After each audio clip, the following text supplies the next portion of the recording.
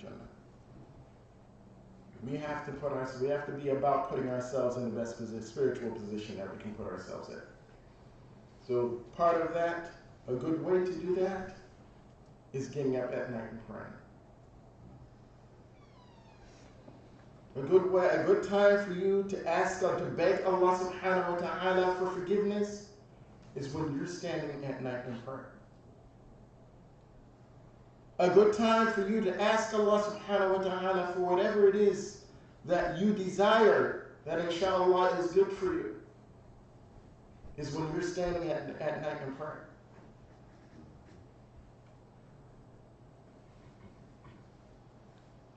This Ramadan, brothers and sisters,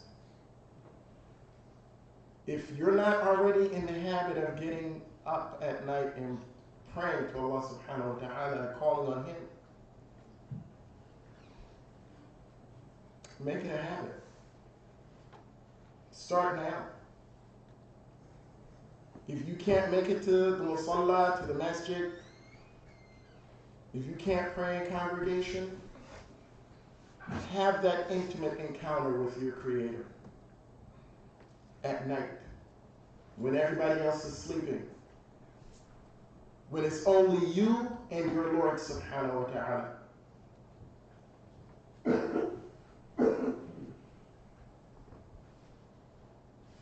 The Messenger sallallahu alayhi wa sallam said in a hadith narrated by Abdullah ibn Amr ibn al-As that the most favored prayer to Allah subhanahu wa ta'ala is the prayer of the Prophet Dawood alayhi salam. And the most favored fast is the fast of the Prophet Dawood alayhi salam.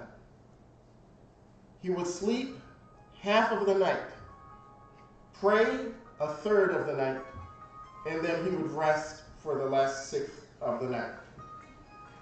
And he would fast every other day. So he would fast one day, and he would not fast the following day.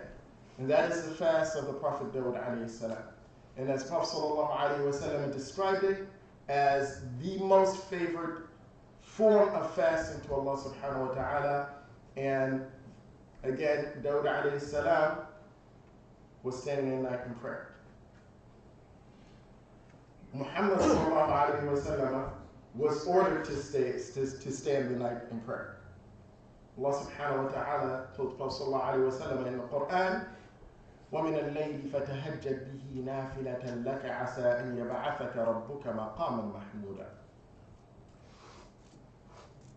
That you, Muhammad, should stand, specifically you, Muhammad, should stand and observe prayer at night, so that Allah subhanahu wa ta'ala can resurrect you and forgive you and reward you with that honored station, that praiseworthy station that is reserved for one Muhammad sallallahu alayhi wa sallam. He's our example. He's our example. And often when we talk about following the example of Muhammad sallallahu alayhi wa sallam, Muhammad sallallahu alayhi wa sallam engaged in work. He engaged in work. Standing in night in prayer is work. It takes effort. It takes sacrifice. You're sacrificing a couple of hours for endless reward. You're sacrificing some sleep for endless reward. Sacrifice that sleep. Tolerate the tiredness, the fatigue. Tolerate that. You can. Don't abuse yourself, however. Don't abuse yourself. Don't stand in night in prayer. You're up all night. Then you got to go to work. That's called abuse. Because you're not giving your body its rights. Give yourself your rights. But don't cheat yourself. We have to work to find that balance. work to find that balance. Abi Hurairah radiyallahu anhu says that the Prophet sallallahu alaihi wasallam said, the best prayer after the prescribed prayer is praying at night. Or أفضل الصلاة بعد الصلاة المكتوبة الصلاة في جوف الليل. Brothers and sisters, Ramadan is once a year. It comes around once a year. Ramadan is not every day. And I don't know a believer that doesn't look forward to the arrival of this blessed month. And we all have our reasons for why we look forward to Ramadan. Those of us who fall short look to Ramadan as an opportunity to redeem themselves. You have people that do that. I anticipate Ramadan coming. I know I messed up. Allah subhanahu wa ta'ala is forgiving and merciful, and some people describe those people as Ramadan Muslims, but Allah subhanahu wa ta'ala is merciful. He hasn't given them that label. He hasn't given them that label. And if a person messed up all year long and Ramadan came along and he looked forward to Ramadan with sincerity, that Allah subhanahu wa ta'ala was going to forgive his soul for all of the wrong that he did. And Allah subhanahu wa ta'ala is Ar-Rabb. He is Lord. He forgives. Forgiveness belongs to him and not to us. And then those of us who look to add to our accounts, and we understand the value that Ramadan brings to our lives. When we look at Ramadan, we look to Ramadan as this person, this friend, this loved one that we miss, that we haven't seen for so long. And we embrace Ramadan with everything that we got. We ask Allah subhanahu wa ta'ala to give us all good this blessed month. All good. All the khayr. We ask Allah subhanahu wa ta'ala to give us all of it. And we ask him subhanahu wa ta'ala sincerely. I want to remind you that Friday is a blessed day and is one of the most important days for you to extend salawat upon the Messenger sallallahu alaihi wasallam. This is just a reminder. You may already know this, but I'm reminding you. We do this after salah. We do this after every salah. But we do the salawat after Salatul Jum'ah. And I was asked once, well, actually, let me rephrase that. I'm asked frequently, Imam, what's this salawat thing? First of all, what is this salawat? What is this salawat business? What is this? Well, the salawat business is something that you're supposed to do anyway. So Allah subhanahu wa ta'ala said this in Surah Al-Ahzab. He said in Surah Al-Ahzab that you, whenever the name Muhammad sallallahu alayhi wa sallam is mentioned, you have to send prayers and salutations. But you don't always have to be prompted to send salawat. By prompted meaning somebody says Muhammad and Muhammad sallallahu alayhi wa sallam, and then you're prompted to say sallallahu alayhi wa sallam. But rather, the love of Muhammad sallallahu alayhi wa sallam comes from within you. It resides within you. That you are praying to Allah subhanahu wa ta'ala that he gives you some of that barakah. that barakah that is attached to Muhammad sallallahu alayhi wa sallam. Barakah that we can't completely and entirely understand. See, Muhammad sallallahu alayhi wa sallam told his companions that when you make dua and you don't mention Muhammad sallallahu, you don't do salawat, that your dua is deficient. So offering salawat should be part of every dua that you make. You don't make dua without saying Allahumma salli ala Muhammadin wa ala al Muhammad.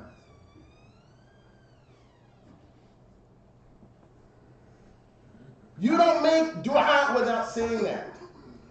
That should be part of every dua that you make. It should be at the absolute beginning, Allahumma salli ala Muhammadin wa ala ali Muhammad. That intimate connection between you and the Messenger sallallahu alayhi wa sallam, for every time you extend salawat, the Prophet sallallahu alayhi wa sallam not only receives but responds. Subhanallah. I've heard on a few occasions, people like to ask these hypothetical questions. What would you do? What would you do if you had the opportunity to meet Muhammad sallallahu alayhi wa sallam?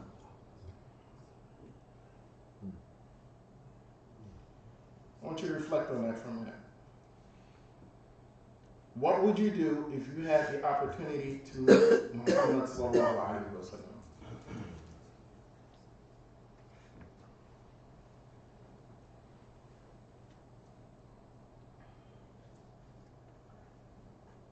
The answer to that is I don't know. That's okay. That's okay.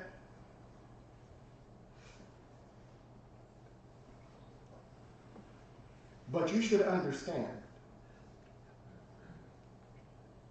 that your connection to the Prophet ﷺ, a big part of your connection to him is through your salawat. Allah subhanahu wa ta'ala saw it fit that is part of your every salah that you make.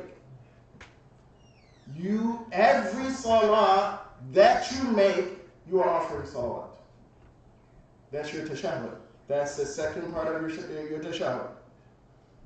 When you say Allahumma salli ala Muhammadin wa ala ali Muhammadin kama sallayta ala Ibrahim wa ala ali Ibrahim innaka Hamidun Majid, that's part of your salah. And you do it every salah. And that's part of your connection to Muhammad sallallahu alayhi wa sallam. And if you are hopeful that on the day of judgment you will meet him, you'll be about the business of sending salawat. You'll be about that business. That it's my business that I'm going to send salawat upon the Messenger sallallahu alayhi wa sallam, because I'm looking forward to that day where I will meet him at his house. We ask Allah subhanahu wa ta'ala that he makes us all amongst those who are fortunate, who are that fortunate, because everyone will not everyone will get that opportunity.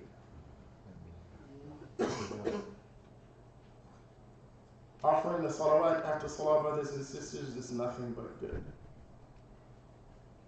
It's a good habit for you. It's a good reminder for you. You're engaging in dhikr. You're engaging in one of the best forms of dhikr.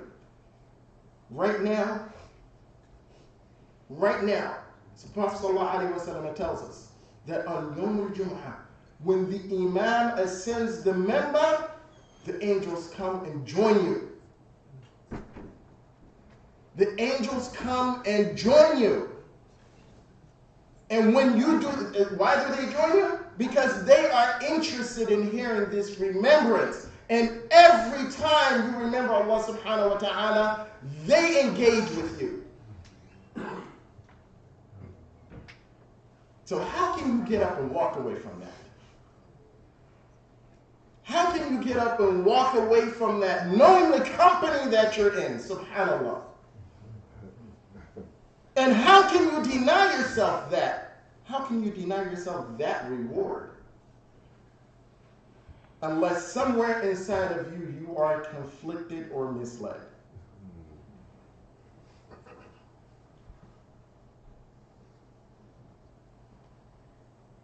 The best day, as Muhammad sallallahu alayhi wa sallam tells us, to extend prayer salawat is Yawm al-Jum'ah. So inshallah today, you will do that. If you do it here, alhamdulillah. If you don't do it here, do it wherever you're at, but please do it. Please do it. That's for your benefit. It's for your benefit. أقول قولي هذا وأستغفر الله العظيم لي ولكم ولسائر المسلمين والمسلمات من كل ذنب واستغفروه إنه هو الغفور الرحيم.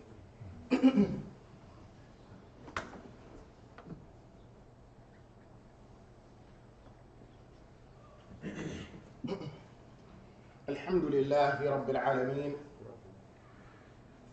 والصلاة والسلام على نبيه الكريم وبعد. رب اشرح لي صدري ويسر لي أمري واحلل عقدة من لساني يفقهوا قولي. Brothers and sisters, in closing,